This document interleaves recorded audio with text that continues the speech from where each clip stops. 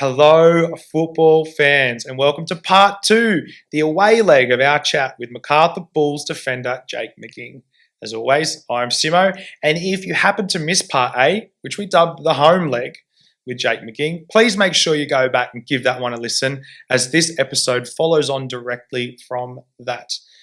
If you have already listened to it, sit back, relax, and enjoy the away leg of our chat with Jake McGing. All right, so next segment we're going to move into is a little bit on team dynamics. These ones will be a little bit shorter. How important for you is a strong change room, like strong team camaraderie? You know, people get along and I suppose bring that competitive nature around each other. How important do you think that is on the team and the club and results and things like that? So, it's massive. If you have a good group, like that core group, of especially senior boys too, that really drive it for the young guys coming through, it's massive because it just gets passed down like through. If you have a good, you see it in the NRL with like the Storm or something like that, where they have that core that just basically pass down the winning culture or what it takes to win. So in a few changes that I've been in where it's you get a lot of older guys, like especially I'd say at Macarthur, our first year we had Mark Milligan and Adam Federici, those two just driving everything. They were really good, especially for the young guys coming through who that are still there now, that are just kind of taken off. So to have those especially senior guys in there that really drive is top. So yeah.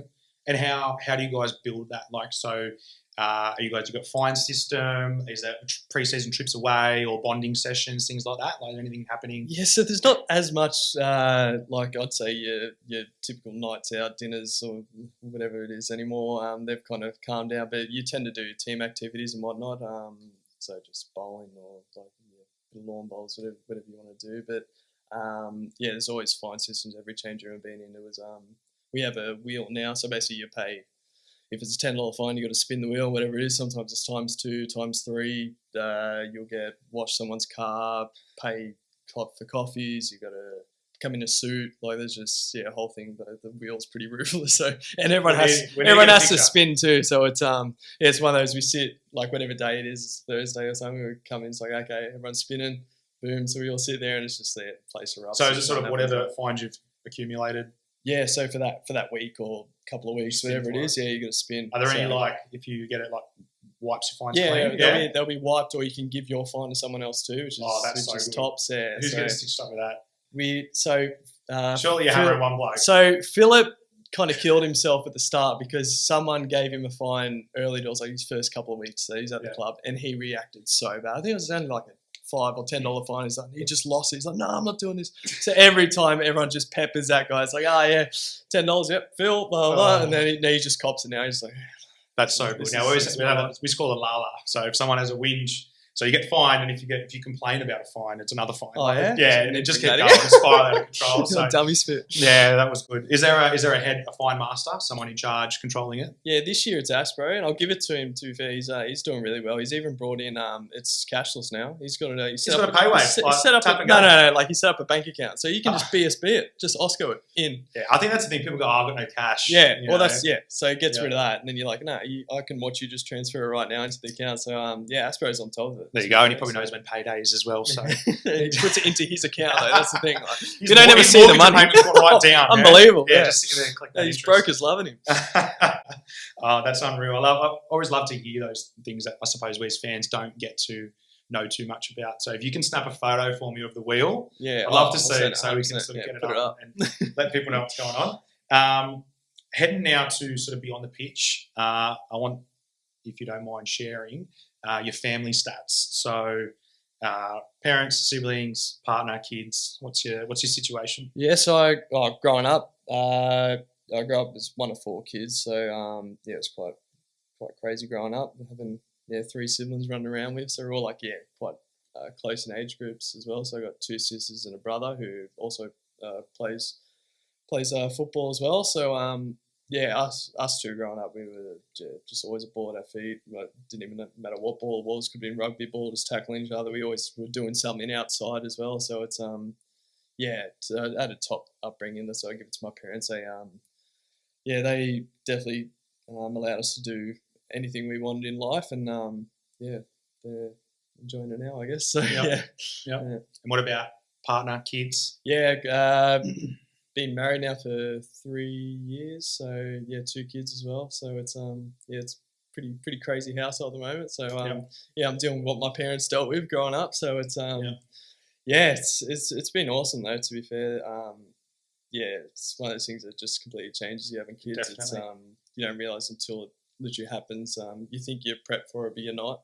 Like, so yeah, I've been. I think it puts enjoying into perspective how much your parents did for you Oh. when you realise how much effort it takes to raise, because you've got 2 boys. How much time and that is, and so yeah, great to hear about your little family. Obviously, two young boys. How do you pass the time off the pitch, so away from football? Obviously, you've touched on spending some time with the kids and whatnot. How do you pass the days? You know, you go home from training, and what happens? Yeah, just basically straight into it. My toddlers are a different breed of human. Basically, the minute he wakes up, he's all systems go until the minute he goes to sleep. So yeah, when I get home from training, it's normally full on with him until he goes to sleep, and then I'm doing a bit of study as well. So I'm doing a teaching degree. So Really, like yourself, secondary though, like yes, a little bit higher. So but so a bit of study as well. So I'm pretty full on all the time, really. So it's good. I'd rather be doing a lot than not much. So it's good you got a plan, and we'll touch on a little bit of sort of post football stuff later as well. So, do you have any other hobbies or passions, or besides recording podcasts with me, that you really like to spend your time sinking your teeth into? Yeah, obviously it's my favourite now, right? So, but you're the best guest I've ever had. So, I appreciate it. The inaugural. I kind of grew up as a gamer. Like I'm not great, but I do enjoy playing PlayStation and stuff. So I've got a group of mates who we tend to a couple of times a week at least try to go on the PlayStation party, and we either play FIFA or COD or something like that. So we still try to do that, even though we're absolute dinosaurs now. But I enjoy that side of things, and pretty much just watching TV shows and just your usual Netflix and whatnot. Yeah, nothing, a pretty boring life. Yeah, but nothing too exciting. All good. No, of course, I think that balance is really important then as well. Like you said, you're still trying to do those things you were doing before with your mates, and now you've got 2 little terrors, running around. How do you go with balancing, family commitments with being a pro footballer? Because, I think even guys who played NPL will be able to attest that, we miss weddings, we miss birthdays, or whatever, or we go late to weddings or whatnot, because, if you don't play, for those guys, well, you don't get paid, you get dropped, you're out of the team, there's all these repercussions. But for you, this is your job. So I'm sure it's not even just, I'm going to Leichhardt or wherever to play. You're going interstate, overseas. I'm sure you've missed plenty of family events. So how do you go balancing that? And I know non-football people probably don't really get it. How's your family sort of handled that, and how do they sort of help you balance that commitment? Because, like I said, you're going to miss important events, and that's just how it is being a professional footballer. Yeah, I think that's the biggest thing. You do tend to miss a lot of things, especially when the season's played. It goes over summer, and like basically when everything's on, everyone's having your weddings and all your Christmases and New Year's stuff. So it's always it's always pretty hectic, especially around that period of Christmas, New Year's. It's always just you're playing a game every couple of days, really. So I think last Christmas was the last Christmas I had that I didn't have training on for like 5 years or something. So I'd always train in the morning, then I'd just go celebrate and whatnot, or like I tend to have a game. There was one year in Brizzy where we played on Boxing Day in Sydney. So I had to train on Christmas morning. Basically just prep like it's a normal game for me, and then travel that afternoon on the plane down to Sydney, stay on Christmas, and game on Boxing Day. So it was it's just that's part of the job for me now. Like I've got used to it, but you tend to lose, especially like friends who don't really understand how it works. And this is my job. I can't go to these events, or I can't I've had to pull out of weddings and whatnot because I've got a game that day, and that's what I have to do. So it's it's one of those things that just comes with the job. Like I can't, I'm blessed to be in the job, so I can't I'm not hating on it in any way, but I it's just part and parcel of football, really. So and is your partner, she helpful in that sense? Like she understands, she gets it. She's sort of like she's got to shoulder a lot of the parenting. 100%. Yeah, that's a big thing for her, especially being a parent now, where it's like I'll go away 2-3 days at a time, where it's like, especially having newborns, that's full on enough. So she basically has to look after the kids just by herself. So it's one of those things where she's doing a lot of the heavy lifting. If I am traveling around and stuff, so that's what it's fair play to her. It's a tough job, so she's doing well. Yeah, that's good. It's good to have. I suppose you need that network around you to be successful as well, because if you didn't have that support, you wouldn't be able to. I suppose you want to be at your games with a clear mind, and you want to be able to go and everything's okay at home, because you're not going to perform at your best if there's problems and issues and stuff. So, shout out to your partner. She's doing a great job, Kristen. Well done. Congratulations. Very grateful to have you here. So, in terms of the next segment, we're going to look into a little bit of advice. Okay, so I'm obviously aiming to really reach out to a lot of the younger fans that hopefully tune into the pod and have a watch. And what do you think in terms of maybe advice you've received, or just in general, what would you sort of say to any of those kids who are really desperate to become a professional footballer and want to, achieve what you've achieved in your career? Yeah, I think it's one of those, you need to look at yourself in the mirror and go, do I want to be a professional, and will I do everything that it takes? Because that's the biggest thing. If you are second guessing yourself, there's a lot of ups and downs in football that'll play with your mind so much. So it's one of those things you need to really, knuckle down and go, this is, if I want to become a footballer, this is what I need to do. And if you have that mindset going into it, there's going to be a lot of downs in football. It always, especially growing up, you don't make teams, you don't play well, you don't get picked in things. It's tough for any kid. So I just think if you stick at it and try to be the best version of yourself that you can be, whether that's training hard than everyone else, doing things other kids won't do, whether it's doing gym on the side or anything like that, it's going to help you in the long run. So don't get too, I'd say, focused on what other kids are doing your age. If they're making the teams, don't think that they're going to push on, because more often than not, those kids don't make it because they get handed to them growing up. So I'd say just sticking at it's the biggest thing for me. So be persistent. Yeah, persistent, and just just working hard on your weaknesses. Just keep sticking at it. Yeah, I think so. I actually was listening to another podcast a while ago, and one of the athletes was saying how, he remembers getting cut from a team and got in the car with his dad, and he complained whatever, and the dad was sort of like, I can't remember what escapes me, but dad was sort of like, well, have you done everything you can do? Like, look at yourself first. Like, are you doing extra? Are you doing this? Are you doing that? Or whatever. And sort of instills, like you said, that am I doing extras? Am I, if I don't make a team or whatever, am I going to go and complain about it, or am I going to, be persistent and step it up a level and do more? So I think that's valuable advice for any youngster out there, who wants to sort of make it. And then coupled with our last question about, you're going to miss family commitments, you're going to miss all these things, and you have to be prepared to do that. And it's not for everybody. No. As much as, I'm sure 90% of the kids out there would love to be professional sports people in whatever their chosen sport is, it is such a small amount that make it. And it's those ones who go above and beyond. So, and it's one of those things, especially with the sacrifice, because growing up, you miss out on all the cool house parties and everything like that. I was lucky. I went to Westfields, where I was surrounded by soccer players as well, so we all kind of had the same goal. But still, a few of even those guys, they come in and be like, "Oh yeah, it's just in the party on the weekend, blah blah." And I'm like, "Yeah, I had a game against Rockdale." And finally, me, I did well. I scored, but you just miss out on all those things. So I guess that kind of got ingrained into me growing up. Whereas I'm used to missing out on things. It's one of those things. So I have a bigger goal, I guess. So excellent. So do you see? Obviously, you are a local lad, and born and raised in the area, Escol Park, Macarthur Rams, all these things, and to come full circle and be up at the Bulls now. Do you see yourself as a role model for the community? Because I'm sure there are lots of young kids who, if they weren't aware that you were, I'm sure they are. And if they're just figuring it out now, you are a pathway for them. That you didn't go straight through, because obviously the Bulls weren't around then. But here you are, representing your local area, your club. Do you see yourself as a role model for the community? It's not something you really decide.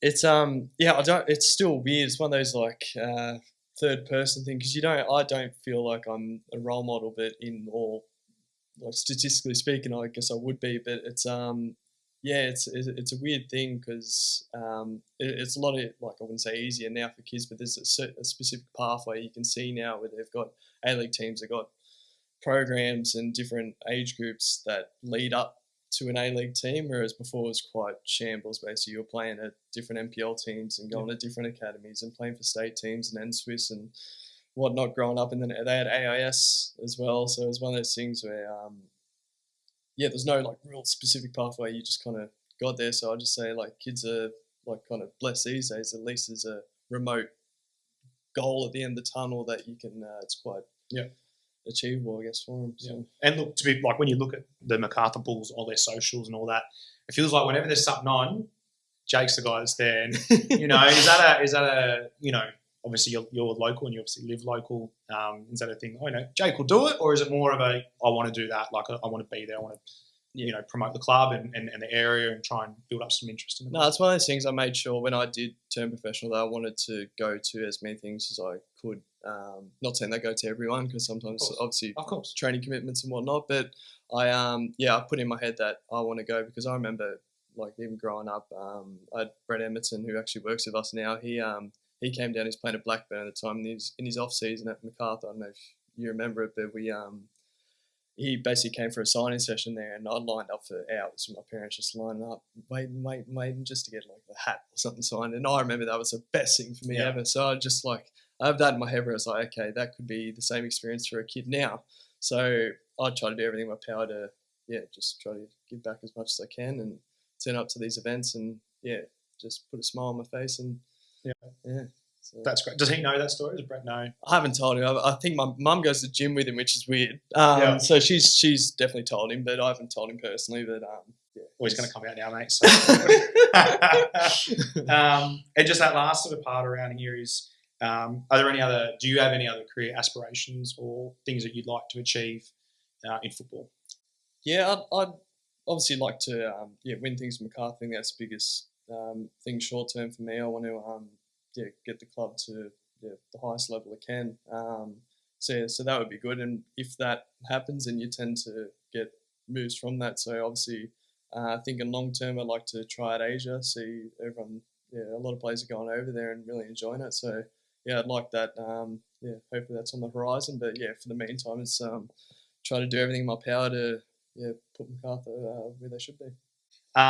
So just on the future of football, obviously we had a really big success with the Socceroos at the World Cup. They performed really well. I think that sort of united football fans a little bit again. And then obviously the Matildas absolutely exploded onto like the women's football, girls' football has just gone to another level with the home World Cup and how they performed and the whole story, Sam Kerr not available and then she comes in eventually and scores a worldie. Like it just everything went, I don't know if you went to any of the World Cup games, but I went to a couple and it was so good just to see so many kids there. Not just girls, boys, girls, everyone just embracing the Tillies and jumping on. So how do you see that, like how do you see football progressing now in Australia?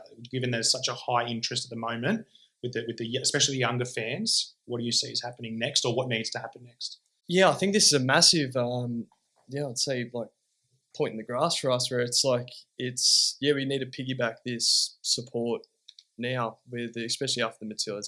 That was crazy. People who don't even like football are going to pubs and watching it, trying to get tickets to the game and just especially for female like football, it's it's so awesome to see because obviously they've had a fair few years where they haven't had any kind of support whatsoever. So it's it's awesome to see how much their game's taken off. And as the A-League, I think especially the women's side of things too, we really need to piggyback this and put a good product out there that will keep these fans entertained and keep them coming back. So that's the grand plan. So hopefully we can do that. Yeah, hopefully it leads to some increased attendances and, like you said, the more engagement, the better from the fans. So I think just for the last question before we dive into just you, the A-League Centre, I think it's a big shift, especially from when you first started playing. Like besides your Mariners team, because it was very young, it was an older league. Like there was a lot of seasoned pros. We're getting guys from overseas as Marquez, 36, 37, 38 years old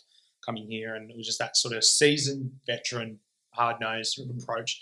It's been a big shift, especially I reckon in the last season or two especially. And we've probably seen it in the Australia Cup where probably guys are getting a bit more minutes, but there's this real like surge of young players coming through and they're getting a chance and they're getting minutes. And I think people like fans will probably know, you know what, we're not going to be the quality as high necessarily at the start, but these guys are going to develop and they're only going to benefit from getting that. So do you think that's a positive step? Should we be trying to get as many youngsters in, or should we still be trying to get those couple of marquee guys in, or a mixture of both? What do you think is sort of the key to getting that best product out there?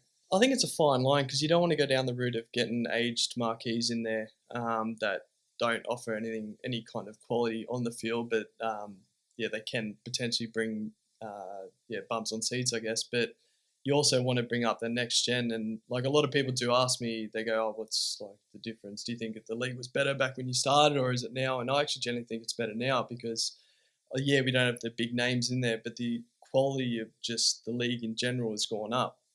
Players are fitter, faster, technically better. So you can see even like a lot of the A-League guys are getting an opportunity now in the Socceroos, which never really happened before. You always had to play overseas, and that's it. You're not going to look in. So a lot of these A-League guys are playing in the Socceroos and going to World Cups and like then kicking off from there, and they're given the opportunity because the league, I think, is better and they're getting developed better in the A-League. So it's in terms of a product, I think the A-League is definitely improving, and it's on the right track anyway. It's just a matter of whether you go down the marquee route and try just to get more fans in, so they can see the product, and then that further develops younger guys coming through, or you just keep on the track of going down the young route where players are just getting better and better, I think.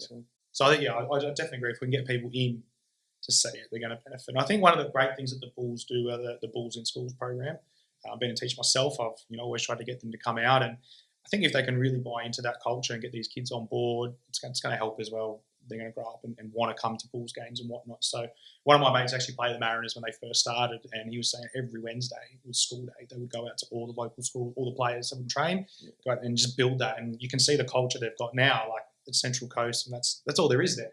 And you look at us and you go, it's pretty similar. Like we're the main sporting thing here, like group here. And I think the Bulls in Schools are really great. Have you had a chance to get out to any schools? Yeah, that's why I do a fair bit of the school stuff. So I try to go out, as many times as I can. And we've got a massive opportunity in the Macarthur region. I think that obviously living on the Central Coast before, football isn't their number one sport. Obviously they got the beach at their doorstep, so they enjoy the surfing, and rugby league's quite big up there too. But Macarthur, one of the highest participations for young footballers coming through. So I think just for us to get those kids in and get them becoming fans of Macarthur, that'd be huge. Obviously the more that we do going to the schools and interacting with these kids, and hopefully we can get them to the club. So. Yeah. And obviously at the moment there's a lot of the holiday clinics and stuff on as well, and you can always see, it's always nice when you see that players are taking some of their time to turn up, and the kids just absolutely love it. I know the kids in my class, when I told them the Bulls were coming, like they were ecstatic. Like they were just so excited, even though, our space at the moment is not the greatest. It was very dusty and windy and whatnot, but they just had the best time just seeing anyone from the club there in the club gear. And, they got some stickers and they got some bits and pieces, and they're so happy with that. So, if you get one extra fan out of that or one family of fans out of that, I think that's a win. So it's definitely a great program and initiative from the club that we want to see more of. All right, so it's our final section, and it's all about you. Okay, I've named this the McGing thing. Okay, or McGing Tings for those younger kids. I'm not sure which way to go with that, but that's what we're looking at. This name's going to stick for everyone, right? So it's going to be called McGing. If you get Uli on, it's going to be McGing thing. Correct. Okay, nice. No, definitely. I'll come with another pun for him. Yep. Very creative. So obviously we've been through your career in football and some of your home life, but these are going to be really specific to you. So please feel free to elaborate as much or little as you like. So my first question is, obviously we were joking about futsal, but for those people who don't know, futsal it's the indoor game, 5-a-side version, FIFA approved. It's not tennis balls off the walls. It's very legitimate sport. And people probably don't know that you had quite a distinguished career in futsal. So MPL titles, grand finals, premierships, the lot, nationals, New South Wales, and you actually in the train-on squad with the futsal Roos as well, the Australian national team. And I think you would have been 16 or 17. You're pretty young, probably the youngest guy I've seen there. and you more than held your own. I actually remember I think you came with me from Yeah, memory. you took me every day. I drove you, and I remember you sort of there, and you were like, oh, got some A-League interests or whatever, and you're just such a modest, like shy kid. Didn't want to. I don't know what to say to the coach or whatever. Yeah. And came to training and killed it. Training against fully grown men, and I have no doubt that if the A-League didn't happen for you, you would have been a futsaler for sure. So, can you just let us know sort of what impact futsal's had on your career, and if you would recommend it for youngsters playing the game now? Man, I loved it. Like that was literally. I know it sounds bad, but I used to look forward to the futsal season more than the outdoor season. It was. Especially at Quake, the way the comp was back then, going to Minto on a hot Saturday afternoon, there was nothing better for me. Just playing with my mates, like in the local area and stuff. So it was, I loved it. I would definitely advise any kid growing up to play futsal because it's so tight and fast, and it helps with your technique, like because just everything's just so close. I definitely would advise any kid to play futsal, that's for sure. Did you find playing futsal, because it's runs in off season for football, when you'd come back for pre-season, did you find it was much, because obviously futsal's such a small, tight, fast thinking game, did you feel like you just had so much time on the ball and you're obviously fit and sharp and whatnot? Oh, 100%. That was the biggest thing for me. I'd go to outdoor and be way better the next season after a season of futsal. So it's because everything is so enclosed and tight and fast, and you have to think quicker. Whereas you get to an outdoor field, it feels like everything's in slow motion, because even though it's not, everything's in slow motion because it's just all spread out, and I think you become a better player for it. Yeah, I think just from a young age, like I was lucky enough to go to Brazil, and you see the kids there. That's all they do till they're 13, 14, 15. They don't even play outdoor football at all. So it obviously works for them. So definitely something to push here. And, Macarthur Quake are out there, our local NPL futsal club. So make sure everyone sort of keep an eye out for them as well. So definitely. Next, I want to touch on your brother Liam. So he's played in the A-League. Yep. Obviously came through with Sydney, had a stint with Wellington as well. What was it like playing in the backyard with him as kids growing up? How was that?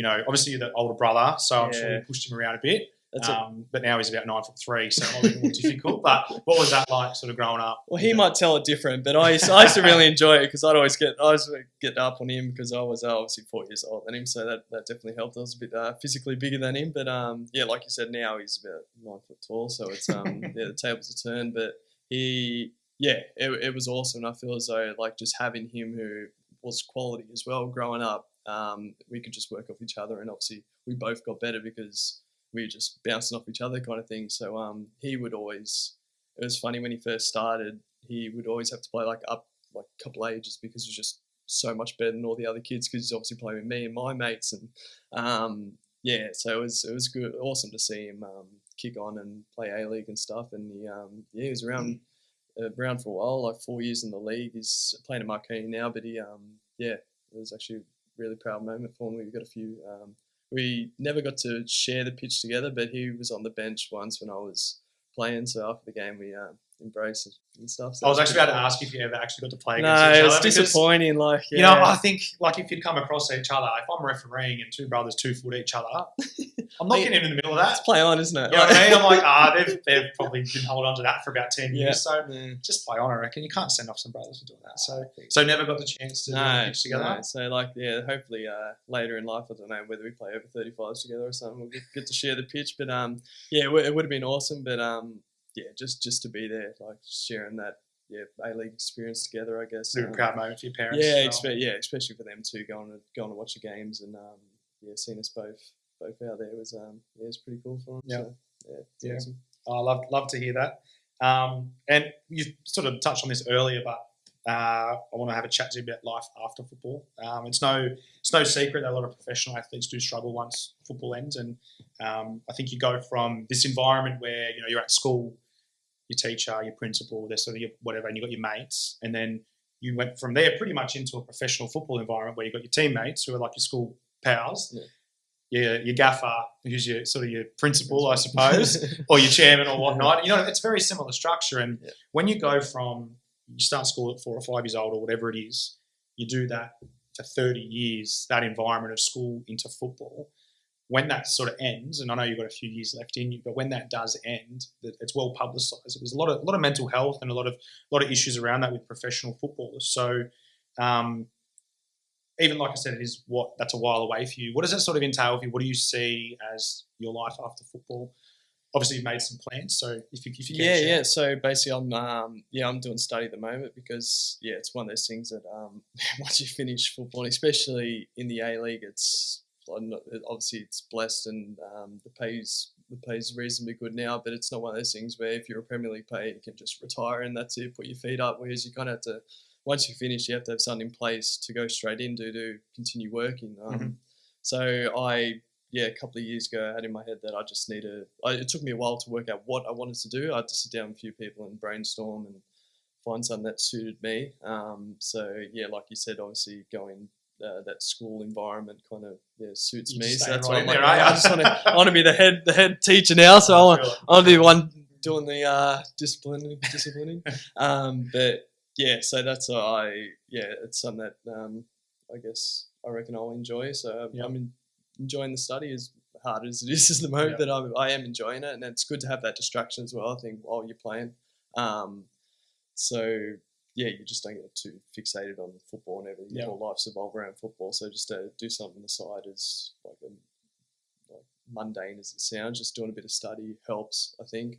Get your brain stimulated as well. Yeah, and then you don't feel like once football does finish, you're not just going to be doing nothing kind of thing. So that's when a lot of players do have issues, when they don't put those stepping stones in place to have something after football. That's when I feel as though the mental side of things tend to happen when you haven't put those things in place. So, of course. So high school teaching. Yeah. So PDHPE, I think that's it's weird, isn't it? It's obviously a subject I enjoyed at school, and even doing the study things, I'm enjoying it. It's obviously sport related. So I can't come to you. So I might have to. But anyway, you'll be a full-time podcaster soon, so it's sure. Actually, no, you can't come work at my school because the kids think I'm the best footballer on the planet. I can't push that. Good. I'm glad you got a plan. Like it's probably not everyone does, and I'm glad you said it took a little bit of time to find what you wanted to do and whatnot. And to be fair, our PFA, the Footballers Union, they put a big emphasis on that, where they try to obviously when I started, there wasn't as much emphasis on players doing things while they're playing football to set them up afterwards. So it's they're really good with that kind of thing. They'll basically sit down with you. What do you enjoy? What do you like? What can you see yourself doing, kind of thing. So they're really pivotal in trying to help you out and doing a bit of study or like a trade or whatever you want to do. So it's great they've got those structures in place, because that wouldn't have been there probably when you I'm not sure when you started the league that was there and all, but even back in the NSL days and whatnot, I'm sure that wasn't. Wasn't there. So it's good that we can bring some light to that as well. So can you tell me, just before we've got 2 questions left, what would you say the most difficult thing about being a professional footballer is? I'd say the highs and lows. Yeah, it literally changes from week, even day to day. You can have a nightmare of a session one day, and then the next day you get abused by the coach one day, and then the next day you're his best player in the world because you did something well in training, and especially when games are involved and it's pretty cutthroat and you need to win games, it can play your head a lot. Especially I found that when I was younger, losing a lot of games, it kind of took its toll on me, just trying to get back up and going again. So I think the highs and lows, especially the lows, is probably the hardest thing of being a footballer, really, just trying to deal with that and just keep bouncing back and keep going again and doing everything in your power to. Is there anything you've had to put in place to deal with those lows? Like, is it the network, the people around you? Is there, I've had a bad day, I need to go for a walk, or I need to, play FIFA with my mates? Or is there stuff there that you go, you know what, that's what's going to help? Yeah, so that's why I do that stuff. I tend to just, once I do, even if I play well, I tend to just leave football. Once I enter the door, leave football. And then the great thing about having kids is they allow you to do that because they're just running around and having tantrums and whatnot. So I don't have time to think about football anyway. But no, that's having stuff in place like that, like meeting up with mates and whether it's playing PlayStation or even with the missus going to the movies or whatever you do, it's having that stuff in place to just take your mind off football is huge, I think, because once you get too fixated on it, play a bit. And you touched on your kids there. Is Leon at that age where he recognised you on TV, or they gone to the games and seen Daddy doing it? Or not quite yet. Not quite. He's getting into his football. He loves watching like goals. So I'll put like say the Premier League's on, the recap the next morning. You put the goals on. He'd literally walk out of his room and go goals, goals, goals. So I put goals on TV, and then he'll sit there and watch that. So he won't watch you play. No, hey, why would you want to start watch me? scoring a few more? No, he wants to watch the big dogs. So but. Yeah, like he's come to a few games, and like obviously when you go to a game, there's a lot of stuff going around, so he gets quite a bit of a scare there. So I'm hoping next season you enjoy it a bit more. But for me anyway, just having like him and then obviously Harvey now going into next season, it's it's so cool bringing your kids on the field after the game and letting them run around, and of course it's awesome feeling. So it's great. Yeah. All right, so we're gonna wrap it up with my last question, and I did let you know about this one ahead of time. Come prepped. I want to know your starting 5, so best 5 players that you've played with or that you've enjoyed playing with most. It doesn't have to be the best, whatever.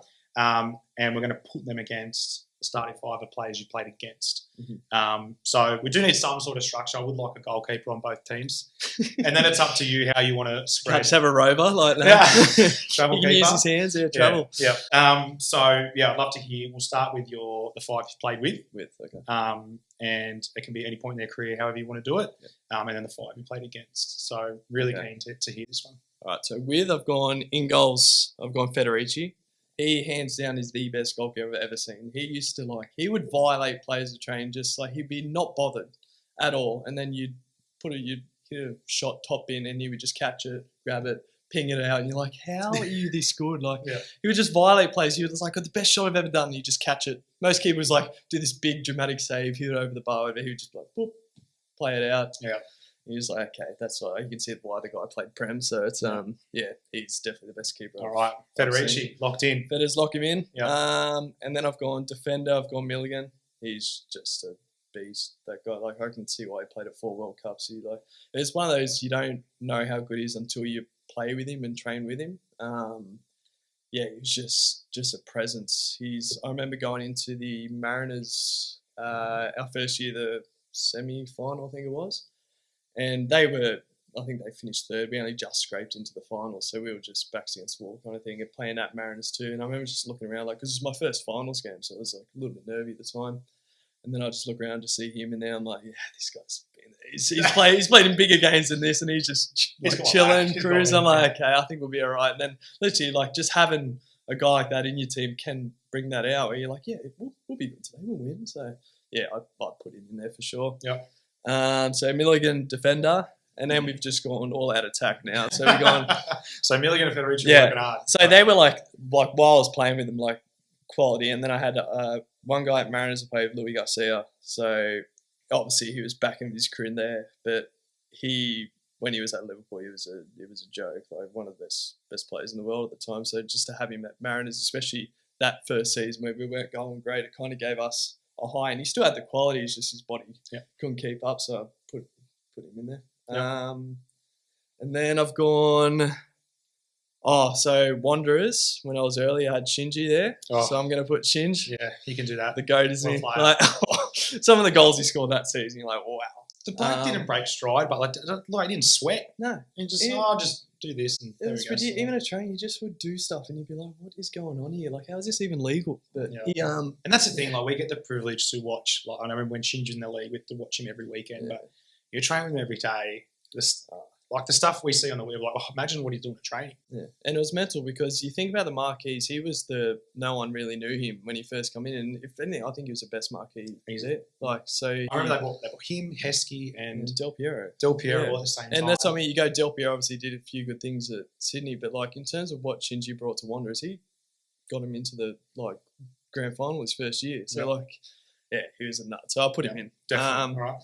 And then I've gone Macarthur teammate Uli De Vere. They put him up front. Literally, the guy can dribble past anyone, never gives the ball away. He's just such a good player to play with. Special, it's just the way I think it's because he dribbles with both feet. You can't, and he's deceptively strong as well. You can't bump him off. He just knows how to maneuver himself, and then he's got that jammy bounce off a shin, it'll come back to him, dribble again, bounce off another shin, he'll dribble, and you're just going, how do you keep doing this? But he's a joke and a top guy as well. So He's in there. So you want to just walk me through that 5? All right, so we got Fetters in goals.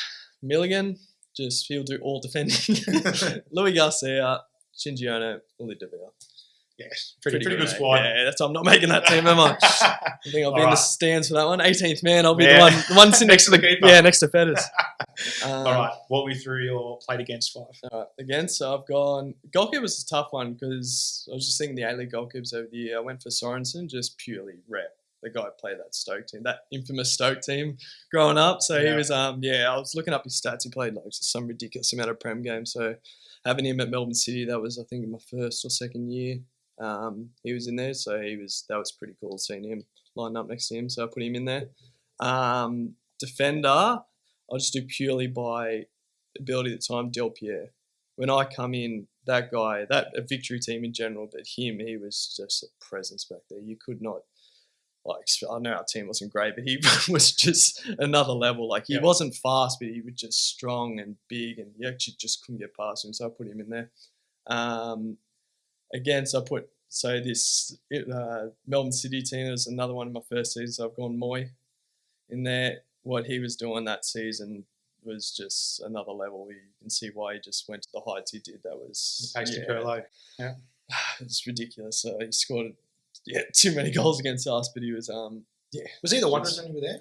Yeah, he was. He was, but it was chalk and cheese. Like when I was going with Wanderers, I don't know what happened in City that off season or whatever he did, but he took it to another level. He always had the quality, you could see, but it would just be in like small instances. But that City season was just every week. He took the reins of that team. Scary, and then he's a local lad as well, like Macarthur.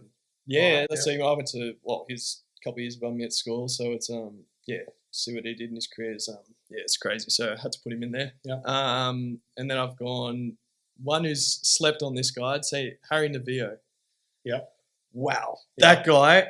Oh my day! I've never seen a less bothered footballer that could just turn it on like when he received the ball. It was ridiculous. Yeah. Like I remember we played him when I was at Mariners. He was at home, and our whole thing was we got to mark Navillo. We tried to mark obviously Moy and Flaneroli as well. We're but Navillo was our big one. We're like, if we shut this guy, we should be all right. And then he would just be walking, receive a ball, 8 step overs, in behind, just play, and you go, what just happened? Yeah. Like, you just, out of nowhere, like, he would just be, like, telling off his teammate or something, and, like, doesn't want to bar the game, and then you just receive it and just do a magical run and score, and you're like, wow, what a player. So I had to put him in there. And then number 5, just nostalgia reasons, I put Timmy, like, best ever soccer era, right? So I put him in there, and I remember versing him.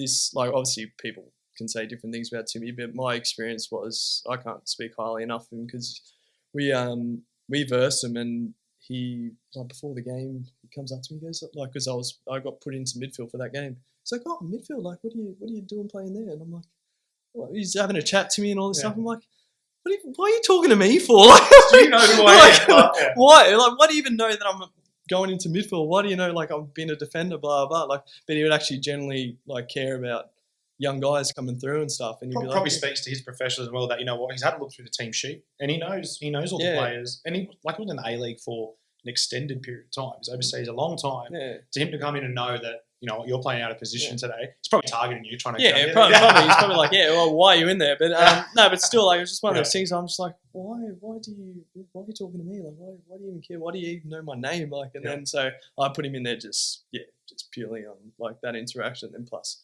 Australia's best ever goal scorer, you got to chuck him in there, don't you? So it's one of those. But lovely. So can you run me through that Right. again? So Sorensen in goals, Del Pierre, Moy, Navillo, and Timmy. I actually don't know who's going to win this. Oh, that was my next question. Who's winning that game? It depends who it is. So it's prime. In their prime. Who's winning that game? So my team, or my with team, has prime Louis Garcia in there. I mean, that's tough to beat, isn't it? I guess they have Timmy, but I'd say my team probably might do him. Yeah? Tight one or high scoring?